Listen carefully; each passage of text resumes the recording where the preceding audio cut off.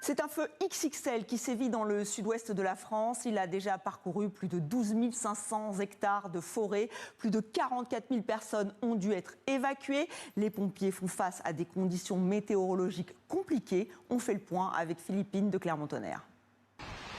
Sous ce manteau de fumée, une situation imprévisible. Sur la traite touristique presqu'île du Cap Ferret, entièrement vidée de ses habitants en 48 heures, le feu continue sa progression. Les seuls encore sur place sont les pompiers. Il est là ce grand incendie XXL, c'est un incendie XXL parce qu'il est imprévisible, il fait des sauts d'1 kilomètre et puis il est XXL parce qu'il est vorace. Plus de 12 500 hectares de forêt déjà détruits, ainsi que 53 maisons et un camping. Dans quelle direction orienter leurs efforts? C'est toute la difficulté pour les pompiers face à cet incendie qu'ils décrivent comme extrêmement changeant. Par précaution, d'autres localités, Arès et Andernos, ont été évacuées ce vendredi.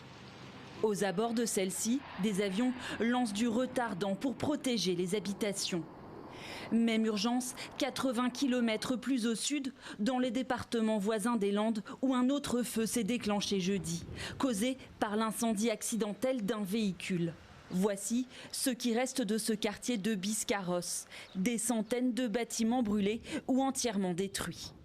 Alors le feu est pour le moment sur un front d'environ 10 à 15 km sur la commune de Biscarrosse qui est sur la partie intérieure de la commune de Biscarrosse, Biscarrosse-Bourg ou Biscarrosse-Ville. Et c'est la quasi-totalité du bourg qui est à proximité immédiate des flammes, et dans certains quartiers de la ville, les flammes ont pénétré dans le courant de la nuit. La veille, tout est allé très vite. En témoigne cette scène surréaliste. Des chevaux ont dû être lâchés, les flammes menaçaient leurs écuries. Au total, 1000 pompiers sont mobilisés sur ces deux foyers. La situation pourrait encore empirer alors que des rafales de 80 km/h sont attendues. Ce feu est déjà recensé comme le plus gros de la saison. Et nous sommes en direct avec Bruno Maestracci. Bonsoir, vous êtes porte-parole de la Fédération nationale des sapeurs-pompiers de France. On vient de le dire, méga feu XXL, le pire de la saison. Ce sont des incendies hors normes qui ravagent le sud-ouest de la France. On peut le dire, et à partir de quand on peut le dire? Et bonsoir. En fait, on ne cherche pas, sapeurs-pompiers, à faire des records. Bon, un méga feu, méga, c'est 10 puissance 6, donc ça veut dire quoi? C'est 10 puissance 6 hectares, 10 puissance 6 km². Combien y a-t-il de millions d'hectares qui partent en fumée à l'échelle de la planète? C'est plus de 400 millions par an. Donc vous voyez bien qu'en fait, plutôt que de qualifier les feux d'XXL, de méga, de tout ce que vous voulez, je pense qu'il est plus important de qualifier les enjeux. Combien y a-t-il de population qui est menacée? Pourquoi est-elle menacée? Je rappelle que la doctrine, normalement, c'est le confinement. Et donc, si les conditions de sécurité pour un confinement ne sont pas réussies, alors il faut penser à l'évacuation. Mais l'évacuation, ça pose un certain nombre de difficultés supplémentaires. Alors donc, pourquoi le...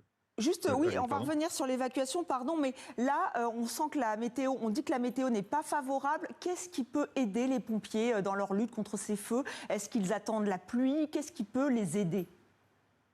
Alors, qu'est-ce qui ne les aide pas? C'est forcément des températures très élevées. On a vu qu'on a une saison caniculaire, c'est un fait, tout le monde l'a ressenti. Ce que les gens ressentent moins, c'est le taux d'hygrométrie, parce que c'est plus difficilement mesurable. Mais en clair, ça se voit quand même par la sécheresse, mais c'est pas mesurable comme une température avec chacun qui peut avoir un thermomètre chez lui. Et puis le troisième point, il était dit dans le reportage, c'est le vent. 80 km/h de vent, plus les deux facteurs précédents, mais effectivement, on a tous les éléments qui sont prêts pour que la situation puisse rapidement devenir critique. Et c'est bien le cas, et à l'échelle de l'Europe. Donc là, vous êtes inquiet, ça va être compliqué dans les heures qui viennent? Alors, moi d'abord, plutôt que l'inquiétude, j'aimerais avoir une pensée pour toutes les victimes, puisqu'hier, j'avais un sapeur-pompier de Seine-et-Marne qui a été blessé sur ce feu. Bon, ces jours sont hors de danger, mais je pense à tous les gens qui ont perdu des choses, des biens, pas de proches. Je vous fais remarquer quand même que la lutte est efficace. Il n'y a aucune victime. Certes, il y a des pertes matérielles et on peut les déplorer, et c'est bien dommage. Par contre, il n'y a pas de pertes humaines pour l'instant, à part les deux sapeurs-pompiers qui sont décédés dans l'accomplissement de leur mission. Mais ceci est un des risques qui est inhérent à notre métier. Nous le savons tous. C'est pas pour autant que c'est acceptable, bien sûr, mais en attendant, c'est un risque que chacune d'entre nous court lorsqu'il est sapeur-pompier. Alors vous Ça ne restez veut pas avec dire nous. qu'on...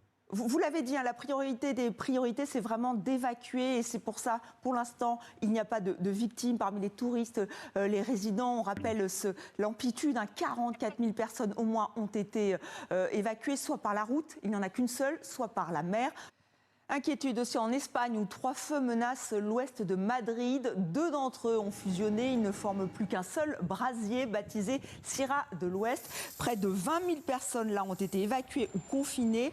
On retrouve en direct donc près de Madrid Henri de la Guérie, notre correspondant. Henri, les autorités sont inquiètes parce qu'elles redoutent que les 2 feux donc, ont fusionné mais que les 3 feux fusionnent. Là, ça serait le pire du pire ? Oui, effectivement, ça serait le pire. Dans la région de Madrid, 2 des 3 feux donc, ont fusionné dans cette communauté de Madrid. Les 3 feux pourraient fusionner, mais ça pourrait être encore pire puisque il y a des incendies très graves à Ávila. C'est la province qui est vraiment juste derrière la communauté de Madrid. 4 incendies là-bas qui eux aussi à leur tour pourraient fusionner avec les feux de Madrid. Ça c'est vraiment le scénario catastrophe. Pour résumer les choses, on a 9000 hectares, sans doute plus, qui ont déjà brûlé dans cette province voisine d'Ávila et 6000 hectares qui ont brûlé dans cette communauté de Madrid. Vous voyez sans doute derrière moi tous ces panaches de fumée loin. Et aujourd'hui, on avait vécu vraiment une journée extrêmement difficile avec, vous l'entendez sans doute, des rafales de vent jusqu'à 60 km/h. C'est pour ça que les flammes vraiment avancent extrêmement vite. On a 20 000 personnes évacuées, des évacuations qui viennent encore d'être ordonnées pour certaines communes dans cette région de Madrid. Et puis, heureusement, en revanche, il n'y a aucune victime pour l'instant, même si le feu a tout de même ravagé près de 300 maisons touchées à des degrés divers. C'est très difficile pour le moment de faire un bilan, mais il n'y a Alors, je crois qu'on a eu un petit problème technique avec vous, Henri, mais merci pour cet état des lieux très clair donc, de ce qui se passe en ce moment même donc, à l'ouest de Madrid. Et donc, juste pour savoir que l'Espagne et la France ont fait appel au mécanisme de protection civile de l'Union européenne. Voilà ce que l'on pouvait dire à cette heure de ces incendies donc, qui ravagent le sud-ouest de la France, mais aussi l'ouest de Madrid en Espagne.